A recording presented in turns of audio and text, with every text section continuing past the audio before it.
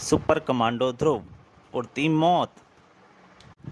दोस्तों, आपने पिछले भाग में पढ़ा कि बाज और कबूतर की लड़ाई में एक कबूतर सुपर कमांडो ध्रुव के आके ऊपर आके गिर जाता है और ध्रुव को पता चलता है कि उस कबूतर के जरिए हीरोइन स्मगल की जा रही थी।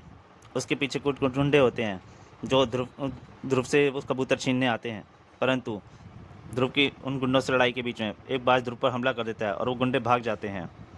और ध्रुव जब वापस जाता है तो उस गुंडे की जानकारी निकालकर ध्रुव वहाँ पे उस गुंडे के पकड़ने के लिए चल पड़ता है, परंतु उस गुंडों और उसके गैंग पर वहाँ पर एक लेडी हमला करती है जिसका नाम होता है लेडी बर्ड।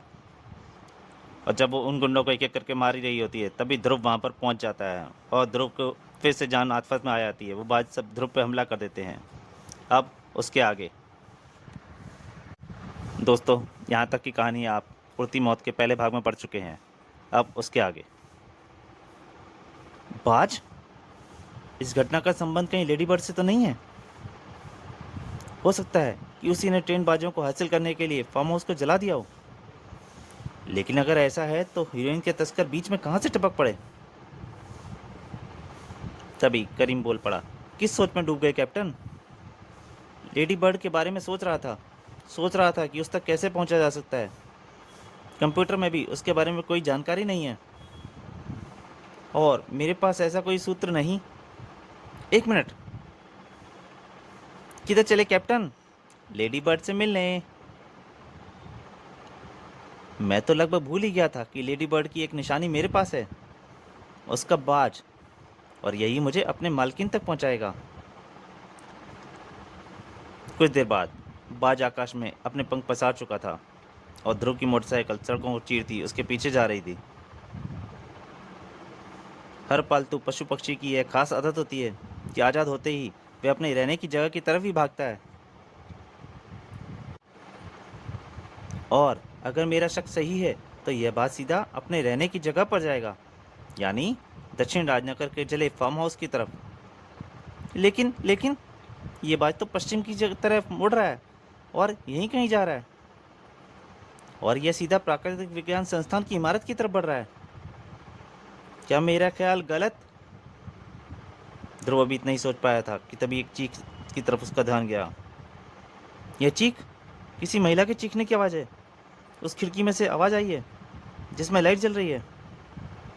कुछ गड़बड़ जरूर है, पर क्या? अंदर से रास्ता ढूंढकर उस कमरे तक पहुंचने में वक्त लग सकता है। सबसे तेज़ रास्ता होगा दीवार के सहारे उस कमरे तक पहुंचने का। और ध्रुव एक रास्ते पर चल पड़ा जिस रास्ते पर ध्रुव के अलावा और कोई नहीं जा सकता था। लेकिन कमरे के अंदर झांकते ही ध्रुव आश्चर्यचकित रह गया। ये आखिर यहाँ कर क्या रही है? जो उसने देखा वहाँ पर लेडी बर्ड वहाँ मौजूद थी और दूसरी लेडी का गला दबा रही थी। ध्रुव ने दौड़कर उसके पैरों को पकड़ लिया। तू हर जगह मेरे पीछे पीछे कैसे पहुंच जाता है लड़के? सोचो, शायद तुझे जिंदा छोड़कर मैंने गलती की है। तुझे भी उन गुंडों के साथ खत्म कर देना चाहिए था। खैर, उस गलती को अब ठीक कर देती हूँ। उसका एक जबरदस्त वार ध्रुव पर हुआ। तू फिर फंस गया है ध्रुव। तूने लड़कियों पर हाथ न उठाने की कसम खाई है। वैसे अगर कसम न खाई होती तो भी कोई खास फर्क नहीं पड़ने वाला था।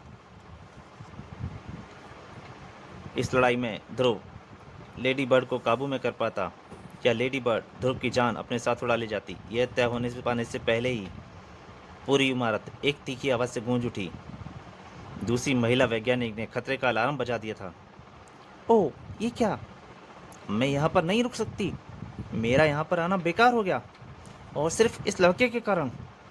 खैर, मैं तो यहाँ पर दोबारा भी आ सकती हूँ, लेकिन मैं तुझे कल की सुबह नहीं देखने दूंगी। ध्रुव इससे पहले कुछ समझ पाता, लेडी बर्ड ध्रुव को दोनों हाथों में पकड़कर आकाश में आ चुकी थी। कुछ ही पलों बाद ध्रुव का बदन गगनचुंबी इमारतों के ऊपर से भी ऊपर झूल रहा था। तूने उस डैंग नाम के गुंडे का हाल दूर से देखा था ना? अब तू अपना वही हाल अपनी आंखों से देखेगा। एक मिनट, तुम आखिर हो कौन? तस्करों से तुम्हारी क्या दुश्मनी है? और तुम्हारा प्राकृतिक विज्ञान संस्थान से क्या वास्ता है? कुछ ही पलों में तेरे चीथड़े पूरे राजनगर में बिखरने वाले हैं, और फिर भी तू जानना चाहता है मैं कौन हूँ? तू बस इतना जान ले कि इन तस्करों से में से कोई भी जिंदा नहीं बचेगा, और तेरे बाद इन गुंडों के मालिक मुख्य तस्कर किंग का मांस मैं उधेड़ूंगी, और उसके बाद जो कुछ भी होगा वह तुझे जानने की कोई ज़रूरत नहीं है, क्योंकि मरने के बाद किसी जानकारी का कोई मतलब नहीं रह जाता। और उसने ध्रुव को छोड़ दिया। ध्रुव का बदन तेजी से जमीन की तरफ गिरने लगा। हवा सरसराती हुई पीछे झूठती जा रही थी और जमीन तेजी से ध्रुव के पास आती जा रही थी। लेडी बर्ड को पूरा विश्वास था ध्रुव नहीं बच सकता, इसलिए वह चल दी। अब मैं वापस प्राकृतिक विज्ञान संस्थान जाऊं या पहले किंगपिन का खात्मा करूं? नहीं, अभी प्राकृतिक विज्ञान संस्थान जाना खतरनाक हो जाता है। पहले किंगपिन से अपना हिस्सा चुका लूं, उसके बाद विज्ञान संस्थान से अपना काम तो मैं कभी भी कर लूंगी। ध्रुव की मौत देखने का लेडी बर्ड को कोई शौक नहीं था। मेरी मौत मेरे पास आती जरूर रही है, लेकिन मैं डैंग पार्टी की मौत देख चुका हूँ और दुश्मन की ताकत को भी समझ चुका हूँ, इसलिए मैं तैयारी के साथ आया था। यह नायलॉन स्टील की पतली डोरी मैं ऐसी किसी स्थिति के लिए लेकर आया था, और अब यही मुझे बचाएगी। ध्रुव ने मौत को एक बार फिर मात दे दी थी। डोरी का छल्ला इमारत में आ फंसा था। अब सबसे पहले प्राकृतिक विज्ञान संस्थान जाकर लेडी बर्ड के वहाँ पर आने का कारण पता लगाना होगा। शायद उससे मुझे कुछ सवालों के जवाब मिलें। और फिर वह जो भी थी ध्रुव, यहाँ पर रीना के सामान में से कुछ ढूंढ रही थी। वह तो मैं ऐन वक्त पर यहाँ पर कुछ ढूंढने आ गई, वरना यह रीना कौन है? रीना है नहीं थी। मैं अपने भाई के साथ एक दुर्घटना में जलकर मर गई, दक्षिण राजनगर के फार्म हाउस में। ओह, रीना यहाँ पर क्या करती थी? वह एक रिसर्च स्कॉलर थी। बाजों की आश्चर्यजनक ताकत, उड़ने की क्षमता और तेज नज़र पर रिसर्च कर रही थी। उसने बाजों के शरीर से एक ऐसा सीरम निकालने में सफलता प्राप्त कर ली थी जो बाजों को ये शक्तियाँ देता था। ओह, यानी लेडी बर्ड यहाँ पर वही सीरम लेने आई थी? नहीं, उसने सीरम की तरफ तो देखा भी नहीं। वह इस शीशी की तरफ लपक रही थी। क्या है इस शीशी में, यह तो मुझे भी नहीं मालूम, लेकिन यह पक्का है कि वह यही शीशी चाहती थी। ध्रुव के माथे पर सिकुड़न पड़नी शुरू हो गई और ध्रुव धीरे धीरे सारी बात समझ रहा था, लेकिन किंग डॉन कुछ समझ नहीं पा रहा था। सोच सोच कर सिर दुख गया। हीरोइन मंगाने का कोई तरीका रास्ता समझ में नहीं आ रहा है, लेकिन इतने सारे कबूतरों का क्या करें किंग? इन सबको उड़ा दे। उड़ा देंगे तो ये फिर वापस यहीं आ जाएंगे। आपके ही ट्रेंड किए हुए हैं ये सब, तो फिर इनको मारकर खा जा। एक एक कबूतर 3-3 हज़ार का पड़ा है किंग, ट्रेनिंग का खर्चा मिलाकर। इतने महंगे कबूतर खाकर तो पेट खराब हो जाएगा। तो भेज दे इनको उन्हीं बाजों के पास। और किंग खिड़की से बाहर देखता देखता चौंक पड़ा। बाज! क्या हुआ किंग बॉस? बाज, कई सारे बाज इधर ही आ रहे हैं, साथ में वह लड़की भी है। सारी खिड़कियां, दरवाजे, स्टील के शटर, बिल्डिंग के अंदर घुसने के सभी रास्ते बंद कर दो। एक एक रोशनदान को सील कर दो। सीढ़ियां तोड़ डालो, जल्दी जल्दी करो। पागलों की तरह चिल्ला रहा था किंग डॉन। यहाँ पर सिर्फ हम दो ही लोग हैं, बचाने वाला भी कोई नहीं है, और अगर मारे गए तो क्रियाक्रम करने वाला भी कोई नहीं है। लेडी बर्ड किंग डॉन की तलाश में मंजिल तक तो आ पहुंची थी, लेकिन मंजिल के अंदर घुसने के सारे रास्ते बंद थे। बाजों तक के घुस पाने की जगह नहीं थी। लेकिन लेडी बर्ड को इसका आभास था और वह पूरी तैयारी के साथ आई थी। हमला शुरू हो गया। खिड़कियों के स्टील तोड़ों और दीवारों की पुरानी ईंटों ने जवाब देना शुरू कर दिया। बस कुछ देर की बात थी।